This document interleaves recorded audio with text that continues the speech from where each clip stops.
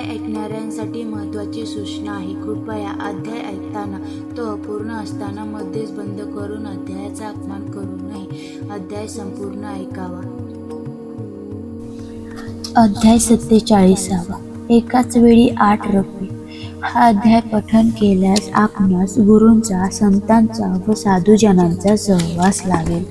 अध्याय 47. एकाच वेळी 8 रुपये. श्री गणेशाय नमः. सिद्ध नामधारकांना श्री गुरु निरसह सरस्वती स्वामी महाराजांची आणखी एक लीला सांगू लागला. ते म्हणाले, श्री गुरु गाणगापुरात राहत असताना दीपावलीचा सण आला.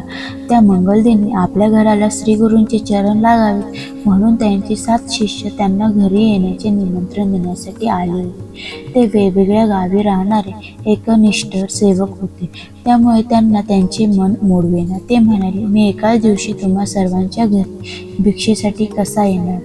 तेव्हा तुम्हीच आपापसात चर्चा करून क्रम ठरवून द्या, त्याप्रमाणे मी येईन. ते शिष्य आपापसात चर्चा करू लागले. त्या प्रत्येकाला गुरुदेवांनी प्रथम आपल्या घरी यावे असे वाटत होते, त्यामुळे त्यांच्यात एकमत झाले नाही. ते परस्परांशी भांडू लागले. तेव्हा श्रीगुरूंनी मध्यस्थी केली व म्हणाले, अहो, तुम्ही कशासाठी भांडत आहात? कारण मी फक्त एकाच्याच घरी जाणार आहे. त्यावर ते शिष्य म्हणाले, स्वामी, तुम्ही आम्हा सर्वांचे गुरु आहात, म्हणून हा गरीब, हा श्रीमंत, हा जवळचा, हा लांबचा असा पक्षपात करू नका. तुम्ही उपेक्षा केली तर आम्हाला प्राणच त्याग करावा असा वाटेल. तर आम्ही तुमचे दास आहोत, आम्हाला निराश करू नका.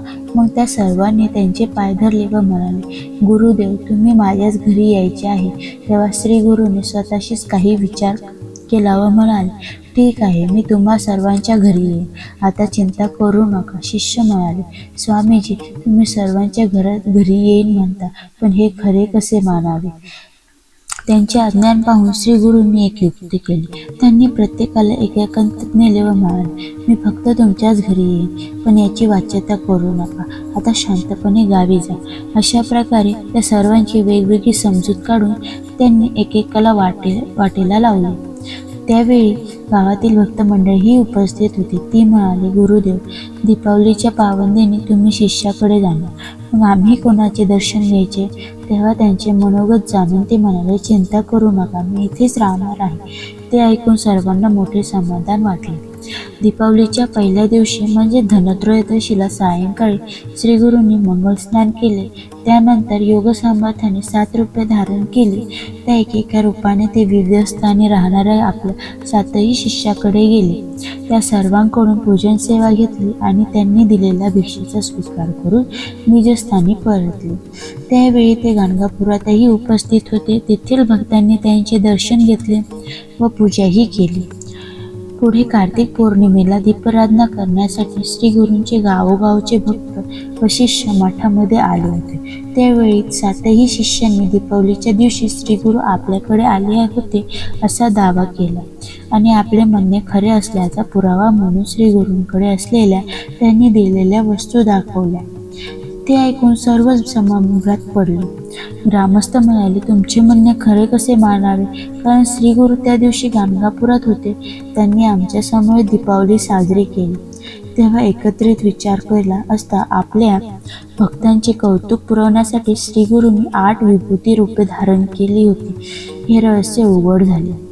त्या अतर्क्य लीलेने श्रीगुरूंचे सामर्थ्य किती थोर आहे आणि ते कसे भक्त वसलेले आहेत याची सर्वांना साक्ष पडली. त्यांनी अनन्य भावाने त्यांची स्तुती केली. दीपाराधना संपन्न झाल्यावर भक्तांनी ब्राह्मणांना भोजन दिले. या प्रसंगाने श्रीगुरूंची खूपच कीर्ती झाली. हरिओम. याप्रमाणे अध्याय पूर्ण झाला. तरी आपणास हा व्हिडिओ आवडल्यास यास आपण लाईक व शेअर करा, चॅनलला सबस्क्राईब करा आणि कमेंट बॉक्समध्ये अवधूत चिंतन श्री गुरुदेव दत्त महाराज की जय असे लिहा.